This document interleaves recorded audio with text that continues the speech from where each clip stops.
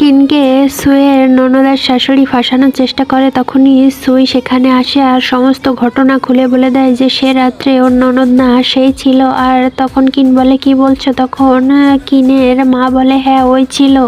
কিন তার ননদ আর শাশুড়িকে ধমকায় আর এরপরে বলে তাহলে এই 4 বাচ্চার বাবা আমি? তখন বলে হ্যাঁ এই নাও ডিএনএ রিপোর্ট এনেছি, তুমি চাইলে নিজে দেখতে পারো। আর কিন দেখে এটা তো সত্যিই আমার পুত্র, তখন কোলে তুলে নেয় সুইকে আর আনন্দ করে। এরপরে বাড়ি এসে বলে তা তুমি তো ম্যারিড ছিলে, তবে সেদিন যে ভার্জিনিটি ছিল। তখন বলে ও আমাকে জাস্ট বিয়েই করেছিল, এরপরে মরে গেছে। তখনই কিন সুইকে কিস করে আর দুজন কিস করতে থাকে। তখন কিনের মা হঠাৎ চলে আসে আর বলে আমার বৌমা এখনো অসুস্থ, তুই আলাদা শুবি আর এখান থেকে যা। তখনই কিন বলে কি বলছো? এর পরের দিন কিন তার বন্ধু বান্ধবকে সুয়ের সাথে দেখা করাতে নিয়ে আসে।